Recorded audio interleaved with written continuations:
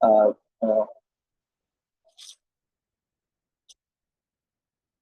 ఆ, దేవుని యొక్క అతి ప్రశస్తమైన నామంలో మీ అందరికీ నా యొక్క హృదయపూర్వక వందనాలు తెలియజేస్తా ఉన్నాను. ఈరోజు ఆ మీ అందరితో ఇటు రీతిగా ఎపిస్టల్స్ పత్రికల గురించి కొన్ని విషయాలను మీ అందరితో పంచుకోవడానికి దేవుడు నాకు సహాయం చేసిన యొక్క కృపను బట్టి నేను ఎంతగానో సంతోషపడతా ఉన్నాను. మీలో చాలా మంది ప్రతి ఆదివారం జాయిన్ అవుతా ఉన్నారు. దాన్ని బట్టి కూడా మేము ఎంతో సంతోషిస్తా ఉన్నాం. కొంతమంది జాయిన్ అవ్వలేకపోతా ఉన్నారు. అయినప్పుడు కూడా మీ ప్రయత్నాన్ని బట్టి మేము ఎంతగానో దేవుని యందు స్తుతిస్తా ఉన్నాం. ఈరోజు మన ముందు ఉన్న ప్రాముఖ్యమైన మనం మనం చర్చించుకోబోతున్న, మనం తెలుసుకోబోతున్న ప్రాముఖ్యమైన విషయం ఏంటంటే పత్రికలు, ద ఎపిస్టల్స్. పాత నిబంధన గ్రంథంలో కాకుండా కొత్త నిబంధన దాదాపు 27 పుస్తకాల్లో మనకున్న వాటిలో దాదాపు 21 గ్రంథాలన్నీ కూడా పత్రికలుగా పరిగణించడం జరుగుతూ ఉంది. అయితే ఈ పత్రికలు అనేది ఏంటి? ఈ పత్రికలు అంటే ఏంటి అని ఒక ప్రశ్న మీ దగ్గరికి వచ్చిందంటే ఎవరైనా ఒక్కళ్ళు మీలో త్వరగా ఎవరైనా ఆన్సర్ చేయగలిగితే that will be very good.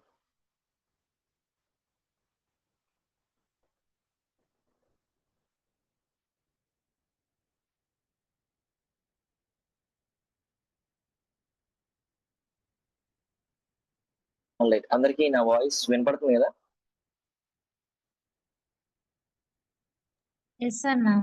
Hello,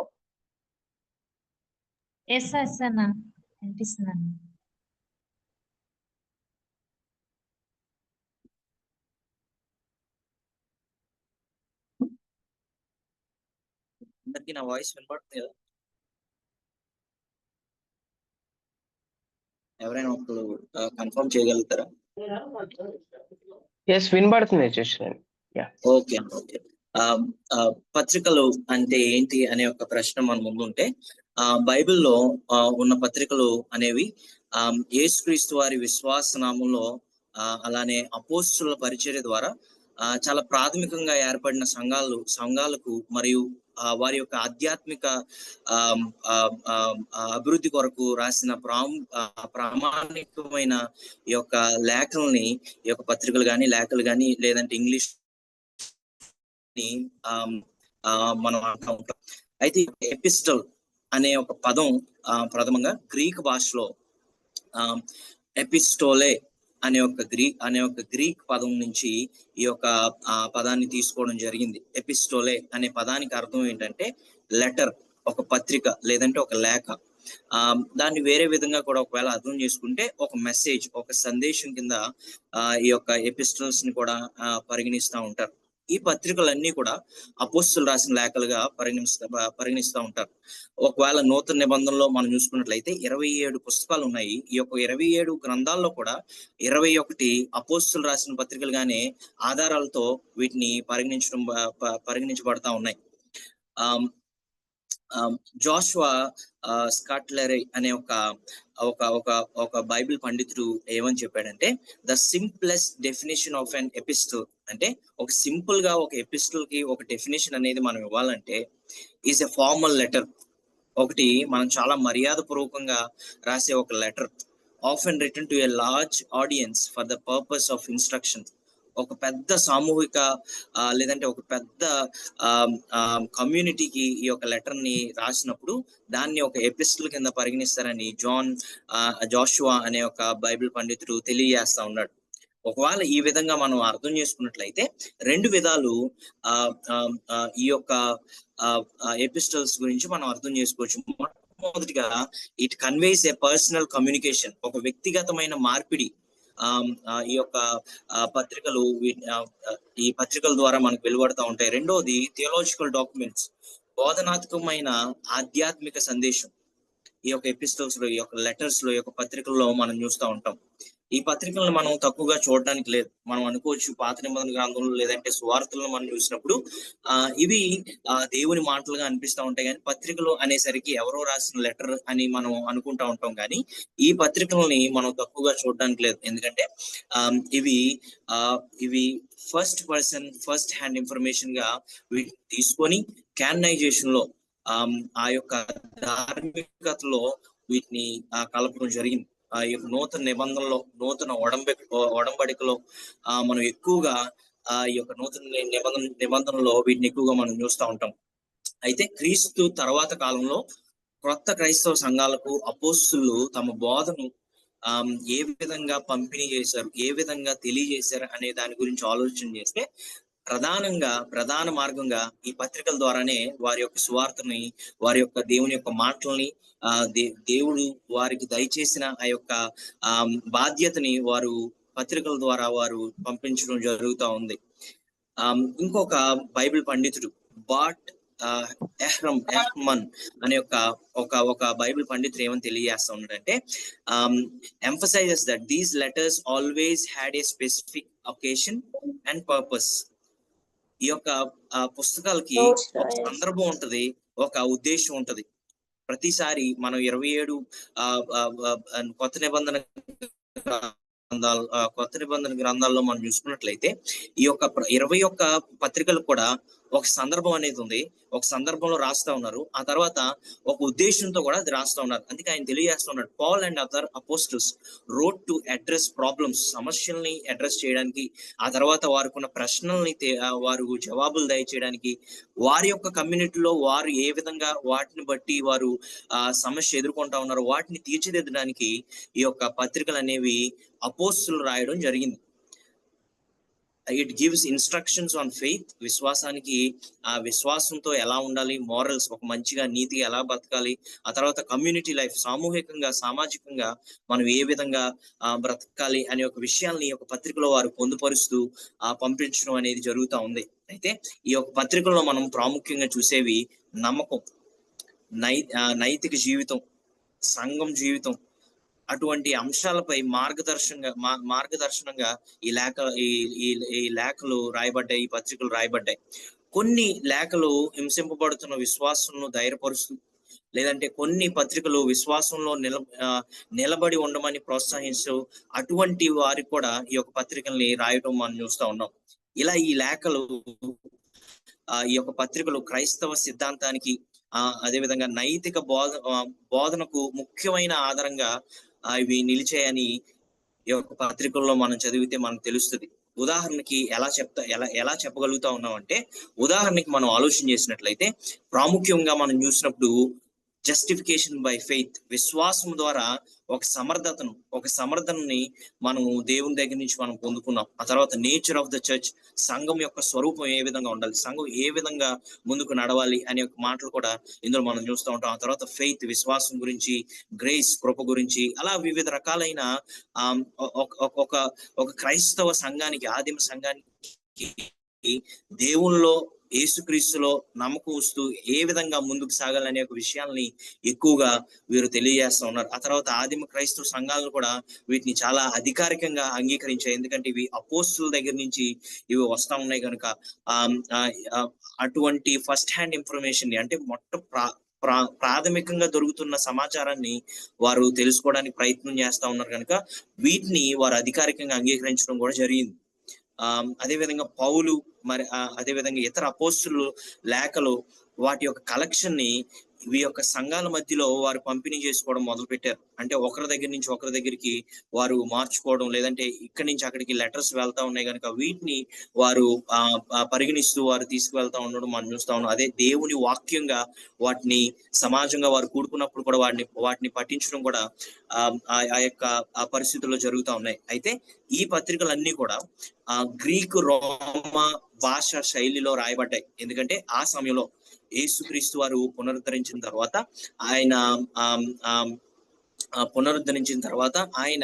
ఈ యొక్క లోకాన్ని విడిచి వెళ్ళిన తర్వాత, ఆయన రెండో రాకడ గురించి తెలియజేసిన తర్వాత ఎక్కువగా ఈ యొక్క గ్రీక్ ఆ యొక్క శైలి, గ్రీక్ భాష అయితేనేమి, లేదంటే ఆ యొక్క గ్రీక్ లో దొరుకుతున్న ఆ యొక్క ఆ యొక్క కల్చర్ అయితేనేమి, లేదంటే ఆ యొక్క లిటర్జీ అయితేనేమి, ఆ యొక్క లిటరేచర్ అయితేనేమి, ఆ యొక్క భాషలో, ఆ గ్రీక్ రోమా భాషలో ఆ యొక్క శైలిలో ఈ యొక్క పత్రికలన్నీ కూడా రాయబడడం జరిగింది. ఇందాక మనం చదువుకున్నట్లుగా జోషువా స్కార్లెట్ అనే ఒక ఆయన అన్నట్లుగా ఈ పత్రికలన్నీ కూడా సాధారణంగా సాధారణంగా ఒక మనిషి రాసిన వ్యక్తి, లేదంటే లేదంటే ఏదో ఇతరుల గురించి ఆలోచన చేస్తూ రాసిన పత్రికలు కాదు, కానీ ఇవి సాధారణంగా ఒక వ్యక్తి ద్వారా రాసినవి. ఆ తర్వాత ఇంకొకరు వాటిని స్వీకరించిన వాటిగా ఇవి ఉన్నాయని ఎపిస్టల్స్ గురించి బ్యాక్గ్రౌండ్ గురించి మనం చదివితే మనకు తెలుస్తుంది. అటు తర్వాత వీటిలో మనం ప్రాముఖ్యంగా చూసినట్లయితే కొన్ని విషయాలు జరుగుతూ ఉంటాయి. ఈ పత్రికలన్నింటిలో కూడా రాసిన వ్యక్తి ఉంటారు, తర్వాత స్వీకరిస్తున్న వ్యక్తి ఉంటారు,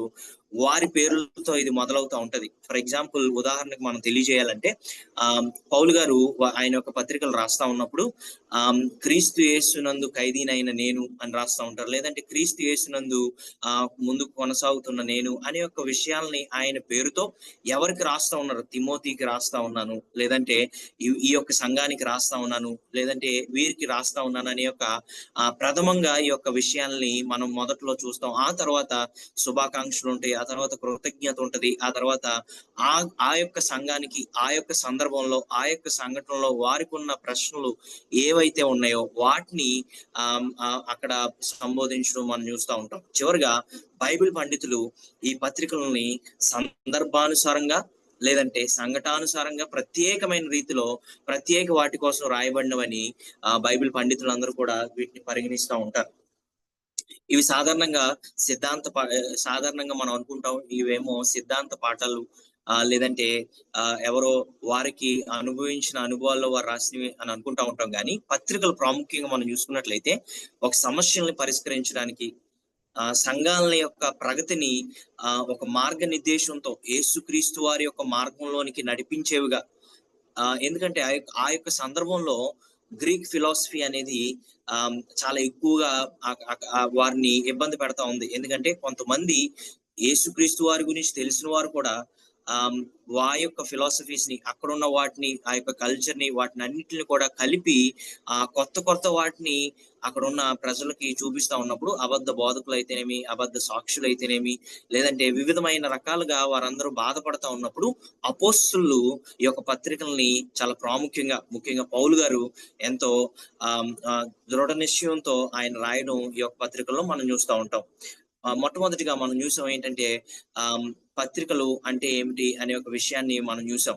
ఆ తర్వాత రెండవదిగా పత్రికలు, లేదంటే పత్రికలుగా ఎందుకు రాయబడ్డాయి అనే ఒక విషయాన్ని మీ అందరికి తెలియజేయాలని నేను ఎంతగానో ఆశపడతా ఉన్నాను. పత్రికల్ని అర్థం చేసుకోవాలంటే మొదట వాటి యొక్క లక్ష్యాన్ని గ్రహించాలి మనం. అవి ప్రాచీన ప్రపంచంలో, లేదంటే ముఖ్యమైన సమాచారంగా అవి పనిచేయడం మొదలుపెట్టాయి. ఈ కాలంలో మనకున్నట్లుగా, లేదంటే వాట్సాప్ ఉన్నట్లుగా, లేదంటే ఈమెయిల్స్ ఉన్నట్లుగా, లేదంటే ఫోన్ కాల్స్ ఉన్నట్లుగా ఆ కాలంలో అవి లేవు కనుక పత్రికలు, లెటర్స్ అనేవి, ఈ యొక్క ఎపిస్టల్స్ అనేవి చాలా ప్రాముఖ్యమైన సమాచార మార్గంగా పనిచేసేవన్నమాట. సో మొదటి శతాబ్దంలో దూర ప్రాంతాలకు సమాచారాన్ని చేరవేయడం కోసం ఈ యొక్క లేఖల్ని, ఈ యొక్క పత్రికల్ని, ఈ యొక్క ఎపిస్టల్స్ ని చాలా ప్రధాన సాధనంగా వారు వాడటం ఆ యొక్క కాలంలో మనం చూస్తాం. అయితే ప్రయాణం చాలా నెమ్మదిగా ఉంటది కనుక, తర్వాత వారికి భద్రత, అపోస్తులు వివిధ ప్రాంతాలకు వెళ్తా ఉన్నప్పుడు వారు పెర్సిక్యూషన్ ని, వారి హింసని ఎదుర్కొంటా ఉన్నారు కనుక వారికి భద్రత కూడా లేదు కనుక అపోస్తులు, అలాగే ఎవరైతే ఈ యొక్క అపోస్తులతో పాటు వెంబడించి నడుస్తూ ఉన్నారో వారు ఈ యొక్క పత్రికల్ని, మనకున్న ఈ యొక్క 21 పత్రికలను కూడా వారు లేఖల ద్వారా, లేదంటే పత్రికలుగా ఆ యొక్క రూపంలో పంపించేవారు. ఒక ఆధ్యాత్మిక నాయకుడు తన బోధనను వివరించేందుకు, వివాదాలను పరీక్షించేందుకు, ఆ తర్వాత పరిష్కరించేందుకు, లేదా దూరంలో ఉన్న సంఘాన్ని ప్రోత్సహించేందుకు ఈ యొక్క లేఖల్ని పంపించేవారుగా ఉండేవారు. ఉదాహరణకు మనం చూసుకున్నట్లయితే అపోస్తులైన పౌలు అనేక ప్రదేశాల్లో ప్రయాణించాడు, కానీ అన్ని సంఘాలను కూడా ప్రత్యక్షంగా కలవలేకపోయాడు. అందువల్ల అతను లేఖల ద్వారా ఆధ్యాత్మిక బోధనని పంపించేవాడు. చాలా పత్రికల్ని మనం ఆ విధంగా చూస్తూ ఉంటాం. ఆయన చెరసాలలో ఉంటూ రాస్తా ఉంటాడు, వివిధ మిషనరీ వర్క్స్ లో ఉంటున్నప్పుడు ఆయన రాస్తా ఉంటాడు. పౌలు గారు రాసిన అనేక లేఖలు సంఘం అడిగిన ప్రశ్నలకు లేదా వారు ఎదుర్కొంటున్న సమస్యలకు ఒక స్పందనగా నిలిచాయి. అవి ఈ కాలంలో కూడా ఈ రోజు మనకున్న పరిచర్యలో లేదంటే మనం పాలిభాగస్తులుగా కొనసాగుతున్న ఈ యొక్క దేవుని యొక్క రాజ్యంలో కూడా ఈ యొక్క ప్రశ్నలు అయితేనేమి, ఈ యొక్క ఎదుర్కొంటున్న సమస్యలు అయితేనేమి, ఈ పత్రికలు ఇప్పటికి కూడా ఉపయోగపడతా ఉన్నాయి. ఇందాక మనం చదువుకున్నట్లుగా బాట్ ఎహ్రమ్ అనే ఒక ఆయన చెప్పినట్లుగా పౌలు రాసిన చాలా పౌలు గారు రాసిన చాలా లేఖలు లేదంటే పత్రికలు ఈ విధమైన పరిస్థితుల కారణంగా రాయబడ్డాయి. ఉదాహరణకి ఒకటి మనం చూసుకోవాలనుకుంటే మొదటి తెస్సలోనియులకు రాసిన లేఖలో పౌలు వారు మృతుల గురించి బాధపడతా ఉంటే వారు వారి ఆలోచిస్తా ఉన్నప్పుడు వారు మృతుల గురించి ఉన్న ఆందోళన సమాధానం గురించి ఆయన పత్రికలు రాసినట్లుగా మనం చూస్తా ఉన్నాం. ఆ తర్వాత పునరుద్ధానం గురించి కూడా ఆయన తెలియజేస్తా ఉన్నాడు. గలతీయులకు రాసిన పత్రికలో మనం చూసుకున్నట్లయితే పౌలు రక్షణ కోసం విశ్వాసం సరిపోతుందని బోధిస్తూ మోషే ధర్మశాస్త్రాన్ని అనుసరించాలని అభిప్రాయాన్ని ఖండించేవాడు ఆయన. ఇది న్యాయబద్ధత లేదంటే విశ్వాసం అనే తీవ్రమైన సిద్ధాంతానికి ఒక పరిష్కరించేదానిగా రాసిన లేఖగా మనం యొక్క గలతీయుల పత్రికలో మనం చూస్తూ ఉంటాం. ఇదే విధంగా ఇతర సాధారణ లేఖలు లేదంటే జనరల్ ఎపిస్టల్స్ లేదంటే సాధారణమైన పత్రికలు, యాకోబు పత్రిక అయితేనేమి, పేతురు పత్రిక అయితేనేమి, ఆ తర్వాత పాస్టోరల్ ఎపిస్టల్స్ అంటారు, సేవా పరిచర్యకు కావలసిన లేఖలు, తిమోతికి రాసిన పత్రిక, తీతుకు రాసిన పత్రిక, క్రైస్తవ నాయకులకు అదే విధంగా విశ్వాసులకు జీవన మార్గంలో ఏ విధంగా వెళ్ళాలి, ఏ విధంగా క్రీస్తులో కొనసాగాలని వాటిని కూడా వారు వివరించడం ఈ యొక్క ఎపిస్టల్స్ లో మనం చూస్తూ ఉంటాం. ఈ పాస్టోరల్ ఎపిస్టల్స్ అనేవి సేవ గురించి, సంఘాన్ని ఎలా నిర్వహించాలి, అపవిత్ర బోధకుల్ని గురించి ఎలా జాగ్రత్త పడాలి, అదే విధంగా దైవ భక్తితో జీవించడం వంటి విషయాలపై ఏ విధంగా స్పష్టంగా వాళ్ళు మార్గాన్ని చూపుతూ వారు రాసినట్లుగా మనం చూస్తా ఉన్నాం. ప్రాథమికంగా క్రైస్తవ విశ్వాసం ఎదుగుతున్న కాలంలో అనేక సిద్ధాంతపరమైన గందరగోళాలు మరియు భ్రమలు ఎక్కువగా వారు ఎదుర్కొంటా ఉన్నప్పుడు ఈ యొక్క పత్రికలు వారికి ఎంతగానో ఉపయోగపడ్డాయి. ఒకవేళ ఇంకొక ఉదాహరణ మీ అందరికి తెలియజేయాలంటే, కొంతమంది యోధా క్రైస్తవులు, కొంతమంది జ్యూస్, జెంటైల్స్ అనగా అన్యజనుల్ని మోషే ధర్మశాస్త్రాన్ని మనం అనుసరిస్తే గాని దేవుని యొక్క రక్షణ పొందుకోలేమని చాలా రూఢిగా చెప్తా ఉండేవారు. అటువంటి పరిస్థితుల్లో యేసుక్రీస్తు వారిని విసర్జించేవారుగా, యేసుక్రీస్తు వారిని విసర్జించాలని చాలా గందరగోళం, వేరు సిద్ధాంతాలు వారందరూ వింటా ఉన్నప్పుడు చాలా గుండా వాళ్ళు వెళ్తా ఉన్నప్పుడు ఈ యొక్క పత్రికలు వారిని ఎంతగానో ఆదరించినట్లుగా మనం ఈ యొక్క పత్రికలను చదివినట్లయితే మనకు అర్థమవుతుంది. అయితే ఇటువంటి వాటి మీద పౌలు గారు గలతీయులకు రాసిన పత్రికలో ఆయన తెలియజేస్తూ ఉంటాడు, ఖండిస్తూ ఉంటాడు. యేసుక్రీస్తునందు విశ్వాసం ద్వారానే రక్షణ కలుగుతుంది కానీ మరి దేన్ని పాటించడం వల్ల కాదని ఆయన చాలా స్పష్టంగా వారందరికి కూడా తెలియజేస్తూ ఉండడం మనం చూస్తా ఉన్నాం. ఆ తర్వాత ఇంకొంచెం ముందుకు వెళ్ళినట్లయితే కొరింథీయులకు రాసిన పత్రికలో కూడా ఆయన సెక్షువల్ ఇమ్మోరాలిటీ గురించి, లైంగిక పాపాల గురించి ఆయన రాస్తా ఉంటాడు. ఆ తర్వాత తిమోతికి రాసిన మొదటి తిమోతిలో కూడా ఆ పత్రికలో అపవిత్ర బోధకుల గురించి ఆయన హెచ్చరిస్తూ ఉంటాడు. కొలసీలకు రాసిన పత్రికలో ఆయన పరిపూర్ణతను నిర్వహిస్తూ ఈ యొక్క మిశ్రమంగా లేదంటే వివిధ సిద్ధాంతాలు కలుస్తూ మిక్స్డ్ గాస్పల్ లేదంటే మిక్స్డ్ థియాలజీ అనే అటువంటి ఫిలాసఫీస్ ని వారందరూ ఎదుర్కొంటా ఉన్నప్పుడు ఈ యొక్క పౌలు గారు ఆయన వాటినన్నింటినీ ఖండించి ఒక స్పష్టమైన యేసుక్రీస్తు మార్గంలో నడిస్తే ఏ విధంగా ఉంటది అనే పత్రికలను ఆయన రాస్తూ ఉండడం మనం చూస్తూ ఉన్నాం. ప్రతి సందర్భంలో కూడా అపోస్తులు లేక స్థానిక సమస్యను స్పందనగా ఉంది. అంటే ప్రతి ఒక్క పత్రిక కూడా ఆ యొక్క సంఘటనలో, ఆ యొక్క సమస్యకు, ఆ యొక్క సందర్భంలో వారు ఎదుర్కొంటున్న వాటికి ఈ యొక్క అపోస్తులు అయితేనేమి, పౌలు గారు అయితేనేమి ఒక జవాబును దయచేస్తున్నట్లుగా మనం చూస్తా ఉన్నాం. ఈ విధంగా రాయబడిన లేఖలు ప్రత్యేక సందర్భాలకు ఒక స్పందనగా రాయబడ్డాయి కనుక అనేక లక్షణాలు చాలా ముఖ్యమైనదిగా కనిపిస్తా ఉంటాయి. ఈ విధంగా ఎందుకు పత్రికలు రాయబడ్డాయి లేదంటే ఎందుకు రాయవలసి వచ్చింది అనే ఒక విషయాన్ని మనం అందరం చూసాం. అయితే ఇందులో టైప్స్ ఆఫ్ ఎపిస్టల్స్ అని ఉన్నాయి, లేఖల్లో రకాలు ఉన్నాయి, పత్రికల్లో రకాలు ఉన్నాయి. కొన్ని సంఘానికి రాసినట్లయితే కొన్ని వివిధ పరిస్థితుల కోసం రాసినవిగా ఉన్నాయి. అవేంటో కొంచెం ముందుకు వెళ్తూ మనం చూద్దాం. నూతన నిబంధన గ్రంథంలో లేఖలు లేదంటే పత్రికలు, వాటి రచయితలు మరియు వాటిని పాటించేవారు, పాఠకులు వారి ఆధారంగా వీటిని మనం కేటగరైజ్ చేయొచ్చు. వీటిని వక్రీకరించవచ్చు. ఒకవేళ ఈ విధంగా సందర్భాల్లో వివిధ సంఘాలకు లేదా వ్యక్తులకు రాయబట్టే గనుక ప్రధానంగా ఎపిస్టల్స్ ని 4 రకాలుగా విభజిస్తూ ఉంటారు. మొట్టమొదటిగా పాలైన్ ఎపిస్టల్స్ అని చెప్పేసి అంటారు. ఏంటంటే పౌలు రాసిన లేఖలు మొత్తంగా 13 లేఖలు ఉన్నాయి, 13 పత్రికలు ఉన్నాయి, పౌలు పేరుతో ఉన్నాయి అన్నమాట. వాటిని పౌలు గారికి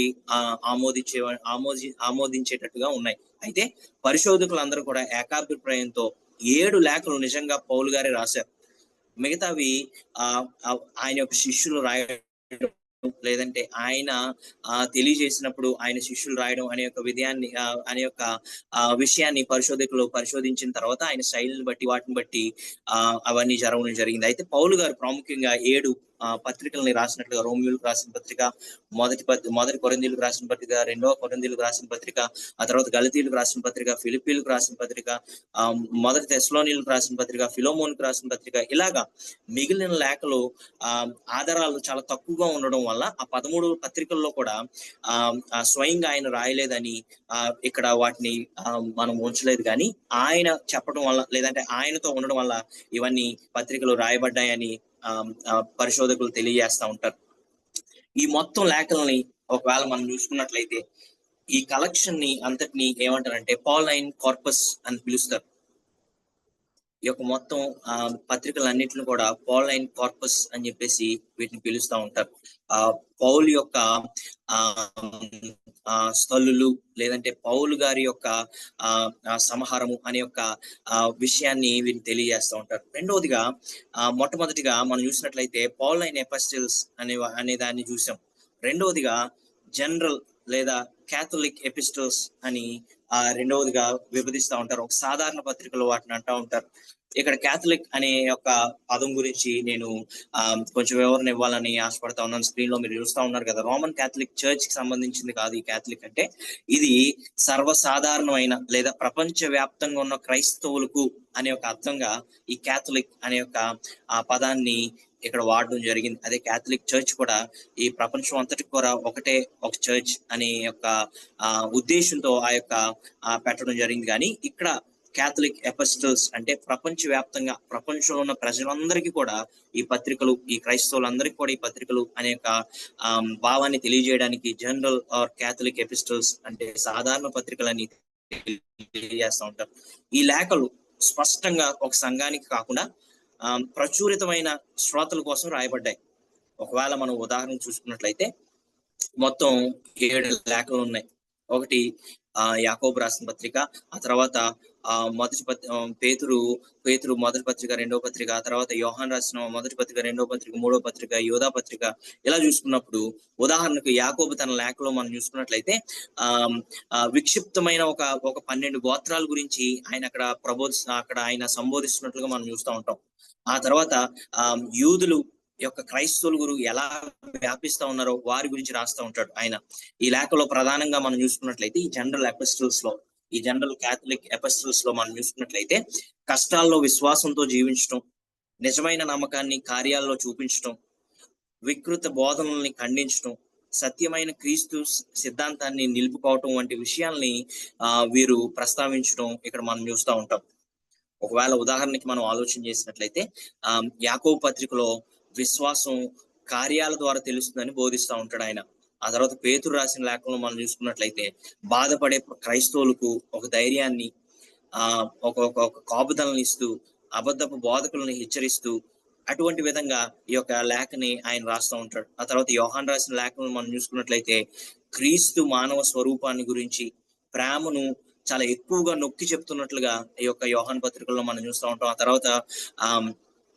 తర్వాత యోధా పత్రికలు మనం చూసుకున్నట్లయితే ప్రవర్తన గురించి, ఆ తర్వాత అపవిత్రత గురించి ఖండిస్తున్నట్లుగా ఈ యొక్క పత్రికలో మనం చూస్తూ ఉంటాం. కనుక ఈ యొక్క జనరల్ ఎపిస్టల్స్ లేదంటే క్యాథలిక్ ఎపిస్టల్స్ సాధారణ పత్రికల్లో ఈ యొక్క ఏడు పత్రికలు ఉన్నాయి. యాకోబు పత్రిక, పేతురు రాసిన 2 పత్రికలు, యోహాను రాసిన 3 పత్రికలు, యోధా రాసిన పత్రిక, ఈ విధంగా జనరల్ తర్వాత క్యాథలిక్ ఎపిస్టల్స్ లో మనం చూస్తూ ఉంటాం. మూడవదిగా పాస్టోరల్ ఎపిస్టల్స్, సేవా పరిచర్య గురించి, సంఘం గురించి రాసిన పత్రికలు మనం చూస్తూ ఉంటాం. ఇవి పౌలు స్థలుల్లో పాలైన్ కార్పస్ అని తెలియజేశాను కదా, అటువంటి విధంగా అందులో భాగమై ఉన్నప్పటికీ కూడా ప్రత్యేకంగా యవనంగా సేవకు వచ్చిన వారి గురించి, యవనంగా ఆ యొక్క లీడర్షిప్ ని తీసుకున్న వారి గురించి, ఆధ్యాత్మిక నాయకుల కొరకు ఈ యొక్క రాసిన లేఖలుగా మనం చూస్తూ ఉంటాం. ఇందులో 3 లేఖలు ఉన్నాయి. ఒకటి మొదటి తిమోతి, 2 తిమోతి, తీతుకు పత్రికలు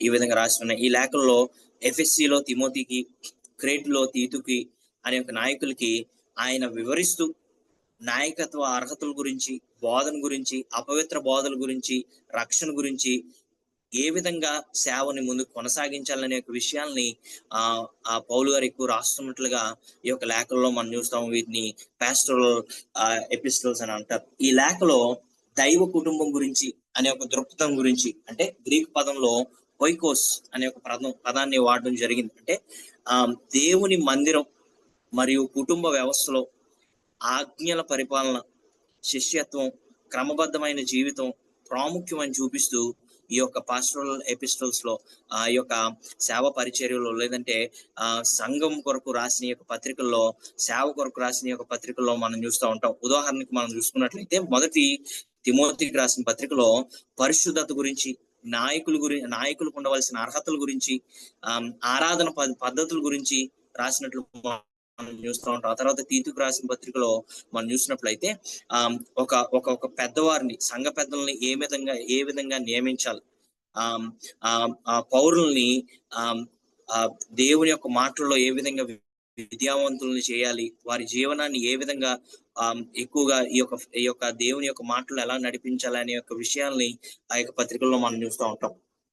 బైబిల్ పండితులు అభిప్రాయం ఏంటంటే ఈ యొక్క 3 పత్రికలు దాదాపుగా మొదటి శతాబ్దం అంతంలో రాయబడిగా భావిస్తూ ఉంటారు. ఎందుకంటే వాటి యొక్క శైలి అయితేనేమి, వాటి యొక్క పదజాలం అయితేనేమి కొంచెం విభిన్నంగా ఉండటం వల్ల పౌలు గారిని వెంబడిస్తున్న వారి యొక్క శిష్యులు ఈ యొక్క పత్రికల్ని రాసినట్లుగా కొంతమంది బైబిల్ పండితులను వీటి బట్టి వారు అభిప్రాయపడతా ఉంటారు.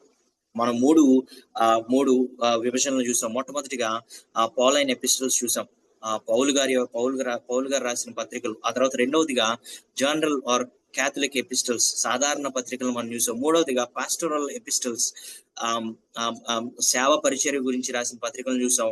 నాలుగవదిగా apocryphal are non canonical epistles, అంటే ఒక సందేహాస్పదమైన లేదంటే అధార్మికమైన పత్రికలు.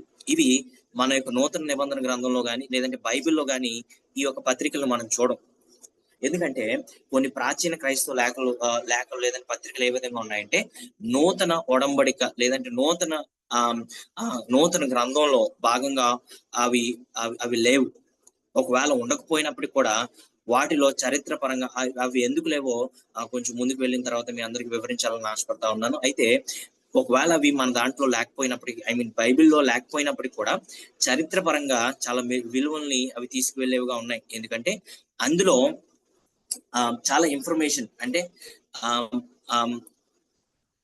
ఉన్న సువార్తని వేరే రకంగా మార్చి చెప్పిన ఆ యొక్క సందేశం కూడా ఉంది. కానీ అవి ఉండటం వల్ల మనకు ఈ యొక్క నూతన నిబంధనలో ఉన్న పత్రికలకు ఏ విధంగా అవి విభిన్నంగా ఉన్నాయి, ఏ విధంగా అవి మిస్లీడ్ చేస్తూ ఉన్నాయి, ఏ విధంగా ఒకరిని తప్పుదారి పట్టిస్తూ ఉన్నాయో తెలుసుకోవటం కొరకు చరిత్రపరంగా ఇవి ఎంతో విలువగా ఉన్నాయి.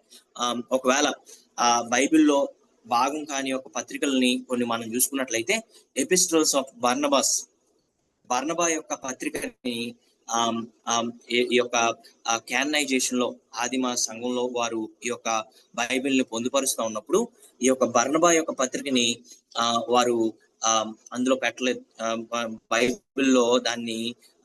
బైబిల్లో దాన్ని భాగంగా చేయలేదు. ఎందుకంటే యోధ శాస్త్రులు, క్రీస్తులు దాంట్లో ఉన్న ఆత్మీయత చాలా విభిన్నంగా ఉందని దాన్ని అనుకోవడం మొదలు పెట్టారు. ఆ తర్వాత కొరింథీకి రాసినప్పుడు ఫస్ట్ క్లెమెంట్ అనే ఒక పత్రిక అధిక ప్రాచుర్యంలో ఉన్న ఆత్మీయ మార్గదర్శకంగా లేకపోవడం, ఎందుకంటే సంఘాల మధ్యలో ఈ పత్రికలన్నీ లేకపోవడం వల్ల, లేదంటే ఆల్రెడీ అపోస్తులు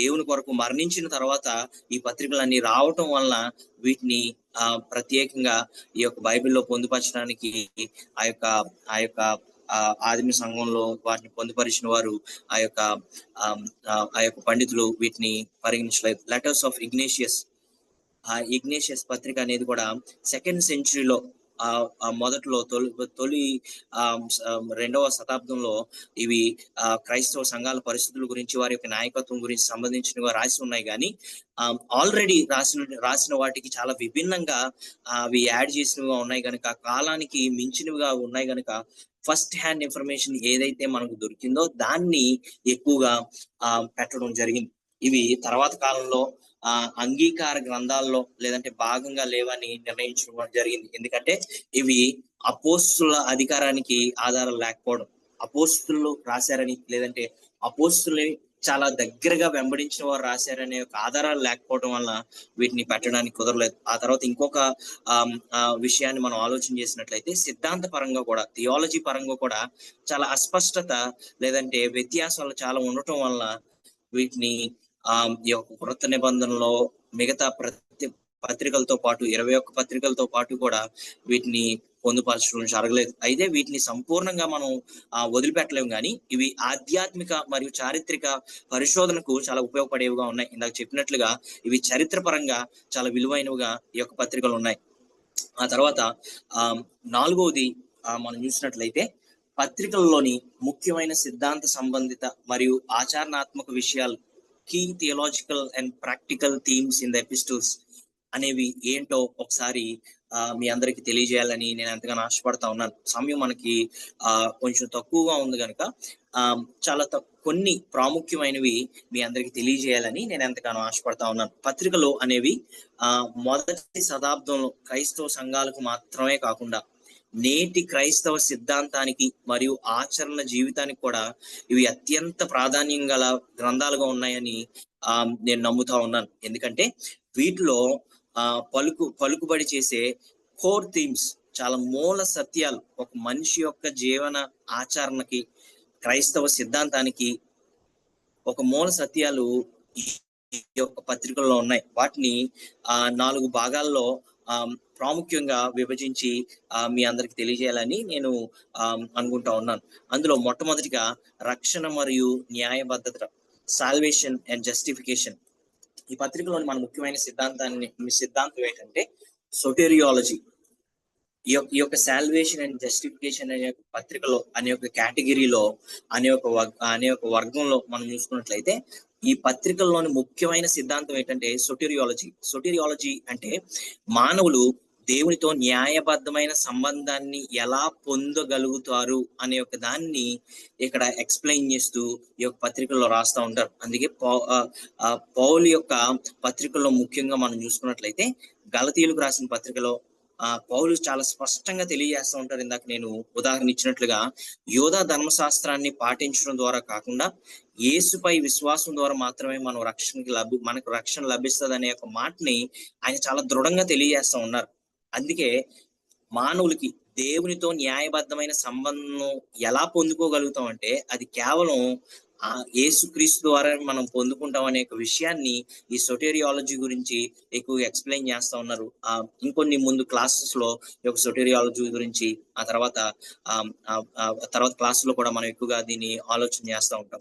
అయితే రోమిలకు రాసిన లేఖలో ఆయన ఒక విషయాన్ని తెలియజేస్తూ ఉంటారు. ఏంటంటే, దైవ న్యాయమునకు విశ్వాసమే మార్గం అని పౌలు గారు ఒక అభివృద్ధిగా విడమర్చి ఆయన వివరించడం మనం చూస్తా ఉన్నాం. ఒకవేళ మీకు రెఫరెన్స్లు కావాలంటే రోమిలకు రాసిన పత్రిక 1వ అధ్యాయము 17వ వచనం మీరు చదువుకోవచ్చు. రోమిలకు రాసిన పత్రిక 1వ అధ్యాయం 17వ వచనము, 3వ అధ్యాయము 22 నుంచి 24 వచనాలు మనం చూసుకున్నట్లయితే, దైవ న్యాయం గురించి విశ్వాసమే మనకు మార్గంగా ఉంటుందని ఆయన తెలియజేస్తున్న సందర్భం మనం చూస్తా ఉన్నాం. ఒకవేళ సేవా పరిచర్య లేఖల గురించి మనం చూసుకున్నట్లయితే, ఈ సోటేరియాలజీ మానవులకి ఏ విధంగా దేవుని దగ్గర నుంచి న్యాయబద్ధమైన సంబంధం ఎలా పొందుకోగలుగుతా ఉన్నారు అనే విషయాన్ని ఆలోచన చేసినట్లయితే, రక్షణ అనేది దేవుని కృపచేత కలుగుతుంది, మన ప్రయత్నాల ద్వారా కాదు అనే ఒక పునర్ఘటించడాన్ని యొక్క విషయాన్ని ఇక్కడ పౌలు గారు చాలా స్పష్టంగా తెలియజేస్తూ ఉంటారు. ఒకవేళ ఒక ప్రశ్న మీ అందరిలో, ఒకవేళ మీరు అందరూ పత్రికలు చదివిన వారైతే ఒక ప్రశ్న మీ అందరికి వస్తుంది. విశ్వాసమే దేవుని రక్షణకి మూలంగా ఉందని తెలియజేశాను కదా. ఇప్పుడు ఇంకో వైపు మనం చూసుకున్నట్లయితే, యాకోబు పత్రికలో మనం చూసుకున్నట్లయితే ఆయన తెలియజేస్తూ ఉంటాడు, కార్యములు లేని విశ్వాసము శూన్యం. అంటే ఫెయిత్ వితౌట్ యాక్షన్ అనేది యూస్లెస్, లేదంటే అది ఉపయోగపడదు, అది శూన్యం, అది ఎందుకు పనికిరాదు అనే విషయాన్ని యాకోబు పత్రికలో మనం చూస్తూ ఉంటాం. అయితే ఇక్కడ మనం అర్థం చేసుకోవాల్సిన పరిస్థితి ఏంటంటే, నిజమైన విశ్వాసం మంచి కార్యాల ద్వారా వ్యక్తం అవుతూ ఉంటది. ఇది కృపకు, మంచి కార్యాలకు, విభిన్నమైన చర్చకు ఒక సమాధానంగా ఉంటది. ఒకవేళ ఇంకా విడమరిచి అర్థం కావాలంటే, యేసుక్రీస్తు వారు మన అర్హత వల్ల కాకుండా మనము అనర్హులమైనప్పటికి కూడా ఆయన అర్హుడుగా ఆయన కృపను మనకు దయచేశాడు. అయితే ఆయన కృపను పొందుకున్న మనము, ఆ విశ్వాసంలో జీవిస్తున్న మనము, ఆ విశ్వాసంలోంచి గొప్ప కార్యాలు, మంచి కార్యాలు చేసేవారుగా ఉండాలి. అందుకే కార్యములు లేని విశ్వాసం శూన్యము అని ఆయన తెలియజేస్తా ఉన్నారు. కానీ కార్యముల వల్ల మనం దేవుని కృపను పొందుకుంటామంటే అది మనం భ్రమపడుతున్నట్లు. మనం ఎంత మంచి కార్యాలు చేసినప్పటికి కూడా యేసుక్రీస్తు వారు మనల్ని ప్రేమించి మనల్ని రక్షించాలనే ఒక ఆలోచనతో ఉచితమైన కృప, అందుకే సోలా గ్రాషియస్ అని చెప్పేసి, గ్రేషియా అని చెప్పేసి అంటా ఉంటారు. అంటే గ్రేస్ అలోన్, ఆయన ఉచితంగా దాన్ని మనకి దయచేశాడు కనుక మనం ఆయన రక్షణ పొందుకున్నాం. అయితే ఆయన రక్షణను పొందుకున్న మనం, విశ్వాసంలో ముందుకు వెళ్తున్న మనము మంచి కార్యాలను చేసే వారంగా ఉండాలి. మంచి కార్యాలు ఆయన యొక్క విశ్వాసాన్ని, మనకు ఆయనలో ఉన్న విశ్వాసాన్ని పొందుపరిచేవిగా, లేదంటే విశ్వాసాన్ని బయటికి వ్యక్తపరిచేవిగా ఉంటాయని ఇక్కడ మనం అర్థం చేసుకోవాల్సిన పరిస్థితి ఎంతగానో ఉంది. రెండవదిగా ఏమి తెలియజేస్తూ ఉంటాయంటే, సంఘ సిద్ధాంతం గురించి, మరియు సంఘం యొక్క స్వరూపం ఏ విధంగా ఉండాలి, సంఘం ఒక చర్చ్ అనేది ఎలా వర్క్ అవ్వాలి, ecclesiology and the church structure and life ఏ విధంగా ఉండాలి అనే ఒక విషయాల్ని ఆయన తెలియజేస్తూ ఉంటారు. పౌలు గారు మొదటి కొరింథీయులకు రాసిన పత్రికలో 12వ అధ్యాయంలో మనం చూసుకున్నట్లయితే, అలాగే ఎఫెసీయులకు రాసిన పత్రికలో 4వ అధ్యాయంలో కూడా మనం చూసుకున్నట్లయితే, క్రీస్తును ఆయన శిరస్సుగా మరియు క్రైస్తవులను అవయవాలుగా, ఆయా అవయవాలుగా ఆయన చూపిస్తూ ఉంటాడు. శరీరం అనే రూపకాన్ని ఉపయోగిస్తూ ఉంటాడు. శరీరము మనమై ఉన్నాము, మన యొక్క హృదయం ఆయనకు ఆలయంగా ఉంది అనే ఒక విషయాల్ని ఆయన పొందుపరచడం జరిగింది. అయితే ఇది ఒక సంఘంలో గల విభిన్నమైన బహుమతుల గురించి, లేదా ఐక్యతను గురించి ప్రతిబింబించేదిగా ఉంది, రిఫ్లెక్ట్ చేసేదిగా ఉంది. ఎందుకు ఈ యొక్క విషయాన్ని మీ అందరికి తెలియజేస్తా ఉన్నానంటే, సంఘం యొక్క సిద్ధాంతాలు ఎలా ఉండాలి, సంఘం యొక్క స్వరూపం దేవుళ్ళు ఎలా ఉండాలి అనే విషయాల్ని ఆయన తెలియజేస్తా ఉన్నాడు. మొదటి తిమోతి 3వ అధ్యాయంలో మనం చూసుకున్నట్లయితే అధికారుల గురించి ఆయన తెలియజేస్తూ ఉంటాడు. ఇప్పుడు యొక్క టెర్మినాలజీ, ఇప్పుడు వాడుతున్న ఆ యొక్క టెర్మినాలజీ మనం అర్థం చేసుకోవాలంటే, బిషప్స్ గాని, రెవరెండ్లు గాని, లేదంటే సంఘ పెద్దలు గాని, డీకన్లు గాని, వారికి ఉండవలసిన అర్హతల్ని ఈ పదాలు వాడకపోయినప్పటికీ కూడా అటు విధంగా స్పష్టంగా వివరించినట్లుగా ఆ యొక్క మొదటి తిమోతి 3వ అధ్యాయంలో మనం చూస్తూ ఉంటాం. ఆ తర్వాత ఈ యొక్క సంఘం యొక్క సిద్ధాంతం, సంఘం యొక్క స్వరూపము ఈ పత్రికల్లో మనకి చాలా విభిన్నంగా విడమరిచి తెలియజేసినట్లుగా మనం చూస్తాం. మూడవదిగా అంత్యకాలం గురించి, ఎస్కెటాలజీ, ఎండ్ టైమ్స్ గురించి ఈ యొక్క పత్రికలు తెలియజేస్తూ ఉంటాయి. కొన్ని పత్రికల్లో ఆఖరి గడియ గురించి, అంత్యకాలం గురించి, క్రీస్తు పునరాగమనం గురించి, పునరుత్థానం గురించి, న్యాయ తీర్పు వంటి అంశాలపై చాలా స్పష్టంగా ఈ యొక్క పత్రికల్లో బోధన చేసినట్లుగా మనం చూస్తూ ఉన్నాం. ఒకవేళ ఉదాహరణకి మనం తెలుసుకోవాలనుకుంటే, తెస్సలోనీయులకు రాసిన లేఖల్లో ప్రధానంగా ఈ విషయం ఎక్కువగా బోధించబడింది. క్రీస్తు రాకముందు ఆయన మరణించిన వారి గురించి భయపడుతున్న సంఘానికి, వారు సంకోచిస్తున్నటువంటి సంఘానికి పౌలు గారు ధైర్యం చెప్తా ఉన్నాడు. మరణించిన వారు మొదట పునరుద్ధానం అవుతారని ఆయన మొదటి తెస్సలోనీయులకు రాసిన పత్రిక 4వ అధ్యాయం 13 నుంచి 18 వచనాలు మనం చదివినట్లయితే మనకు అర్థమవుతూ ఉంటది.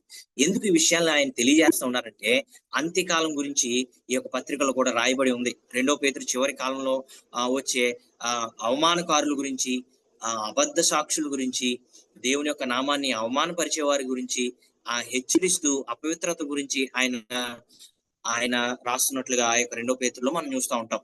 పౌలు గారు కూడా అనేకమైన లేఖల్లో క్రీస్తు సమీపంగా వచ్చు అనే ఒక పదాన్ని, అనే ఒక ఫ్రేజ్ ని ఆయన ఎక్కువగా వాడుతున్నట్లు, ప్రస్తావిస్తున్నట్లు కూడా ఒకవేళ పత్రికలను మనం చదివినట్లయితే మనకు అర్థమవుతూ ఉంటది.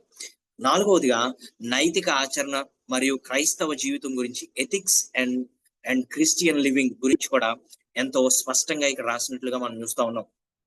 పత్రికలు మానవ జీవితానికి ఎంతో నీతి సంబంధమైన మార్గాన్ని చూపేవిగా, అటువంటి విధమైన మోరల్ ఎథిక్స్ ని మనకు చూపించేగా ఉంది. దాదాపు ప్రతి లేఖలో కూడా ఒకవేళ మనం చూసుకున్నట్లయితే పారనైసిస్ అనే ఒక పదాన్ని గ్రీక్ లో వాడుతూ ఉంటారు. దానికి అర్థం ఏంటంటే పిలువబడే ఆచరణాత్మక సూచనలు ఏ విధంగా ఉంటాయి అనే వాటిని, ఒక మోరల్ ఎథికల్ లైఫ్ ని ఏ విధంగా లీడ్ చేయాలనే ఒక విషయాన్ని ఈ యొక్క పత్రికల్లో చాలా ఎక్కువగా, ప్రతి పత్రికల్లో కూడా మనం ఎక్కువగా చూస్తూ ఉంటాం. ఒకవేళ మనము ప్రాముఖ్యంగా అర్థం చేసుకోవాలని ఆశపడితే రోమియోలకు రాసిన పత్రిక 12వ అధ్యాయం నుంచి 14వ అధ్యాయాల వరకు, ఆ తర్వాత మొదటి కొరింథీయులకు రాసిన పత్రిక 5వ అధ్యాయం నుంచి 7వ అధ్యాయం వరకు కూడా, అలాగే గలతీయులకు రాసిన పత్రిక 5వ అధ్యాయంలో కూడా అటువంటి భాగాలను మనం చూసినట్లయితే ప్రేమ గురించి, ఆ తర్వాత అపవిత్రత గురించి,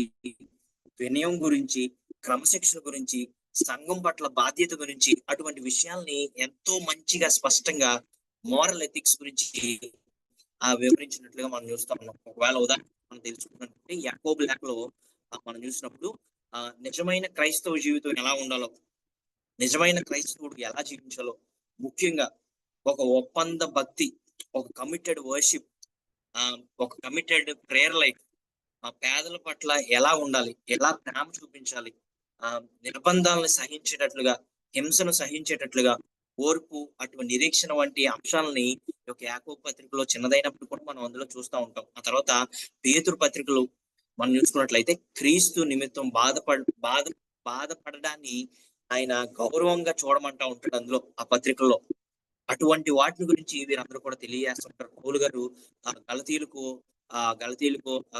రాసిన పత్రిక 5వ అధ్యాయంలో మనం చూసుకున్నట్లయితే విశ్వాసం మరియు విశ్వాసం తర్వాత ప్రవర్తన ఆయన కలిసిపోతున్నట్లుగా ఉన్నాయనే అంశాల గురించి, ఆత్మ ఫలాల గురించి, ప్రేమ, ఆనందం, శాంతి, ఓర్పు వంటి లక్షణాలని ఆయన ప్రస్తావిస్తూ ఆయన తెలియజేస్తూ ఉంటాడు. అందుకే ఈ యొక్క పత్రికల్లో కూడా ఎందుకు పడ్డాయి, ఎందుకు ఇతర సంఘానికి రాయబడిన యొక్క పత్రికలో ఈ యొక్క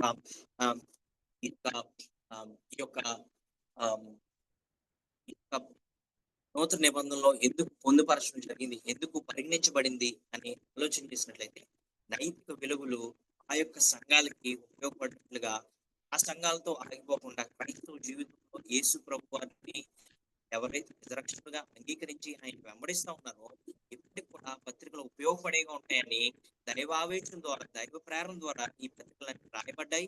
ఈ పత్రికల్లో ఆ యొక్క దైవావేశము, దైవ ప్రేరణ ఉంది కనుక ఈ పత్రికలన్నింటినీ కూడా వారందరూ పరచడం జరిగింది. తర్వాత ఐదవది మనం చూసుకున్నట్లయితే ఇప్పటి వరకు మనం చూసుకున్నట్లుగా ఆ పత్రికలు అంటే ఏంటి, పత్రికలు ఎందుకు రాయబడ్డాయి, ఆ తర్వాత పత్రికలు ఈ యొక్క పత్రికలు ఏ విధంగా విభజించబడ్డాయి, తర్వాత 4వదిగా ఈ పత్రికల్లో ముఖ్యమైన సిద్ధాంతాలు ఏంటి, ఈ థియలాజికల్ మనము తెలుసుకున్నాం. అయితే 5వదిగా ఈ యొక్క పత్రికల్ని మనం ఎలా చదవాలి, దాన్ని ఎలా అర్థం చేసుకోవాలి అని కూడా అందరికీ గా ఒక బ్రీఫ్ గా అందరికీ తెలియజేయాలని అనుకుంటా ఉన్నాను. అందరికీ ఈ యొక్క విషయంలో పైన వీటిని ఎలా చదవాలి, ఎలా అర్థం చేసుకోవాలి, డీప్ గా చేసుకునే విషయాన్ని కొన్ని సమయంలో కనుక కొన్ని విషయాల్లో చాలా వీటిని వివరించాలని ఆశిస్తా ఉన్నాను.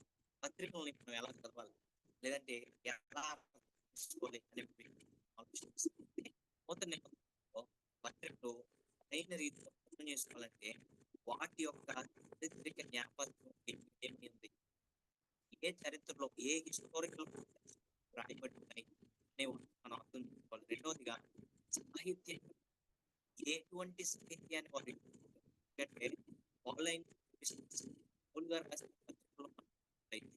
మిగతా వారు మూల భాషలో, మిగతా వారు రాసిన Greek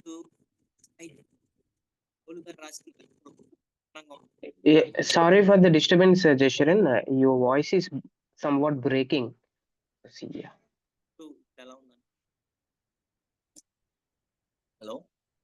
Yeah, now clear. Yeah, it's clear. Okay. Should I అంటే కంటిన్యూ బ్రేక్ ఫ్రమ్ అవుతూ వస్తుంది. జస్ట్ ఒక 30 సెకండ్స్ బిఫోర్. ఈ ఓకే. ఈ fifth point. Okay. Fifth point. So ఈ యొక్క ఫిఫ్త్ పాయింట్ లో మనం చూసుకున్నట్లయితే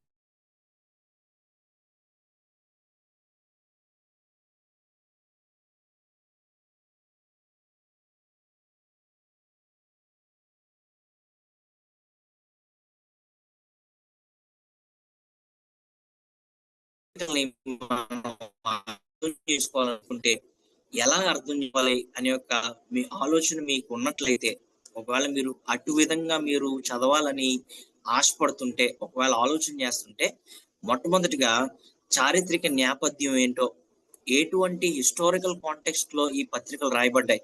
రెండవదిగా సాహిత్య నిర్మాణం, ఎటువంటి సాహిత్యాన్ని ఉపయోగపరచడం జరిగింది, ఉపయోగించడం జరిగింది.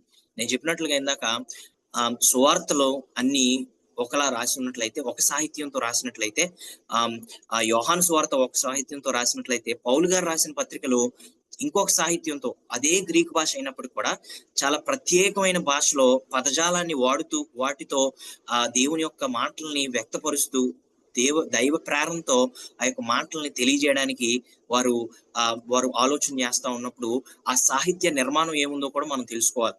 ఆ తర్వాత ఆధ్యాత్మిక ఉద్దేశం ఏంటి, ఏ ఉద్దేశంతో ఇది రాస్తా ఉన్నారు, ఏ ఆధ్యాత్మిక ఉద్దేశంతో ఇది రాస్తా ఉన్నారు, ఏ థియలాజికల్ అండర్స్టాండింగ్ తో ఇది రాస్తా ఉన్నారు అనే విషయాలు కూడా మనం చాలా సాధారణమైనప్పటికీ కూడా ఈ లేఖల్ని సాధారణంగా మనం పరిగణించకుండా ఒక ప్రబోధాలని కూడిన, అంటే దేవుని పరిశుద్ధాత్మ ద్వారా ప్రేరణ అపోస్తుల బోధనలుగా వీటిని స్వీకరించినప్పుడు, ఇట్టి రీతితో మనం చదివినప్పుడు మనకి ఇంకా ఎక్కువగా మనకు అర్థమవుతాయి. మొదటిగా చారిత్రక లేదంటే సాంస్కృతిక నేపథ్యం ఏ విధంగా ఉందో ఒకసారి మనం చూద్దాం. పత్రికలు అన్ని మొదటి శతాబ్దంలో గ్రీకు రోమా కాలంలో వారు పరిపాలిస్తున్న ఈ కాలంలో ఆ గ్రీక్ భాష ఎక్కువగా వాడబడుతున్న, గ్రీక్ ఫిలాసఫీ ఎక్కువగా బయటకు వస్తున్న ఆ కాలంలో ప్రత్యేక సందర్భంలో ఈ రాయబడ్డాయి. ఇప్పటికి కూడా గ్రీక్ ఫిలాసఫీ చాలా ఎక్కువగా చాలా బలమైనదిగా చాలా మంది తెలియజేస్తూ ఉంటారు. ఎందుకు బలమైందంటే, చాలా విభిన్నమైన ఆలోచనలు కలిగిన వారు ఆలోచన చేస్తూ ఉన్నప్పుడు వారి ఆలోచనల్ని, అపోస్తులు రాసిన పత్రికల్ని వీరు మొత్తాన్ని కూడా కలుపుతూ వారు డిఫరెంట్ గా వీటిని ఆలోచన చేస్తూ డిఫరెంట్ గా వీటిని ముందుకు నడిపిస్తూ ఉన్నప్పుడు, ఇవి ఏ విధంగా మనం అర్థం చేసుకోవాలో తెలుసుకోవాలి కనుక చారిత్రక ఏ హిస్టారికల్ కాంటెక్స్ట్ లో, ఏ స్ట్రక్చరల్ కల్చర్ లో ఇవి రాయబడ్డాయో మనం తెలుసుకోవడం చాలా ప్రాముఖ్యం. అలా తెలుసుకున్నప్పుడు ఒకవేళ ఉదాహరణ మీకు ఇవ్వాలంటే, పౌలును గలతీయులకు రాసిన లేఖలో ఆయన గలతీయ సంఘానికి యూదులకు అన్యజనులకు మధ్య ఉన్న కలహాల్ని పరీక్షించడానికి రాశాడు. ఆయన గలతీయులకు రాసిన పత్రిక మనం చూసుకున్నప్పుడు దీని అర్థం ఏంటంటే,